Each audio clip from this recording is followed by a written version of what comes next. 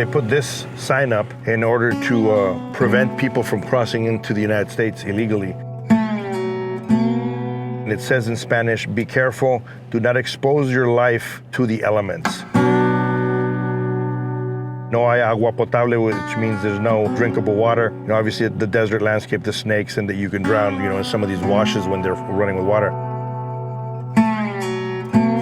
That is not preventing anyone from coming across the border illegally.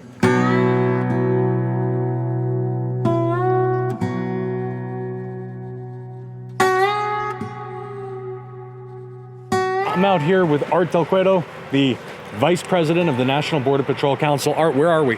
We're in Arizona. We're in the southwest border on the area of the Tohono O'odham Reservation, which is a Native American reservation in the United States. But what's different from this Native American reservation and others is that half of it's in America, the other side's in the Mexican side. You're looking at more or less 60 linear miles with Mexico, where one half is here, the other half is over there. This is the most notorious area where you have had gotaways.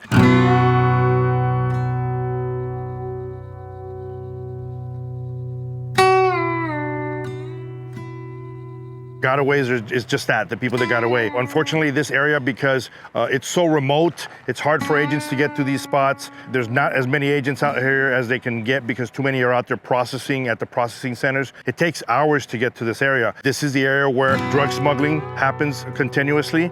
The drug cartels, we've said it many times, they control the southern border. They control what happens through here. So what they'll do is they'll bring in large groups through these areas. The large groups get apprehended. It causes a distraction for agents. Agents are now having to come out here, transport, process, and as you can see, it's difficult to get out of here for the transport alone. And by the time that they're out of here and they take the groups, this area is pretty much wide open to the drug cartels, and that's when they utilize it to bring drugs across into the United States.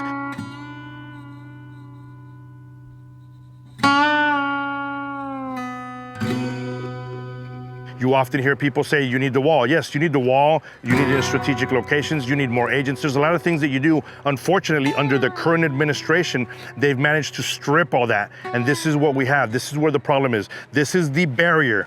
This that you see here, that is probably about 16 inches off the ground. This is what protects the American public. This is what protects the American citizens. And just south of here is where you have the drug cartels like the Sinaloa cartel, continuing to operate, bringing fentanyl, heroin, methamphetamines, cocaine into the United States. How many countries have touched U.S. soil over the border in the last year? So if you get their numbers and what they say, they're estimating that there's been individuals from 168 different countries that have come through here. And that is what's scary. When you start talking about the gotaways, that is where it gets even more scarier. It's so easy to come across, claim asylum, and get released, yet there's still individuals that are getting away. And it goes in different sections. So you've got areas of Texas where you're getting a lot of individuals from Venezuela that are coming across. You're getting other areas further west of Texas, in the same Texas state, but a little bit further west coming towards Arizona, where you're getting more individuals from China or individuals from Cuba. Out here in this area, you've been seeing a lot of individuals from Syria, from Egypt, and from Mauritania. But they're coming across, they're claiming asylum, they're getting released. You've heard about it many times that, you know, there's individuals that have been apprehended, they're on the terrorist watch list. Now, so you apprehend a group of individuals, let's say 50, that are all from the same village, from the same place of the world. They've been traveling for many months together. They've made the arrangements with the same cartels. Those cartels have made the arrangements with the same human smuggling organizations. So they've been together for a long time. They come through these areas that's very porous. They get apprehended, and if there's 50 and say there's 2 of them in that group that are on the terrorist watch list, you have to be worried about the rest of the group because they've been traveling together and they're in the same area. You're looking at terrorist watch list, we're looking at vetting individuals with past criminal history, but there's individuals that have committed crimes in their own countries.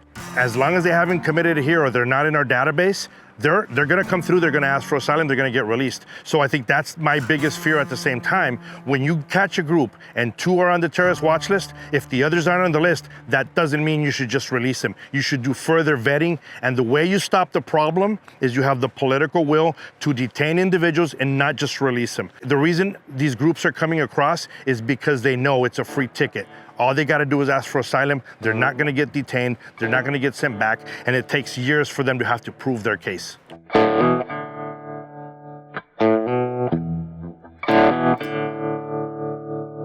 Once they're apprehended, they get detained because there's no room in the detention facilities. You have other organizations that take over. They bring them into their own facilities and they arrange for them to fly all over places of the United States. And it's not just the southwest border. It's not just a border issue. These individuals are not saying, I'm going to stay here. As you can see, we're in the middle of nowhere. They're not staying here. And when you apprehend them, they're saying they're going to places like New York. They're going to Boston. They're going to Wisconsin. They're going to Kansas City. They're going everywhere in the United States because this is not where they want to stay. They want to continue to move forward. And you know, some of the reasoning that you see is they're all saying asylum. They're all saying asylum. What is even more frustrating for some of these agents is when you have individuals that cross through here constantly and they know the drill. There could be first-time apprehensions, but as soon as they get apprehended, they know to reach for their pocket.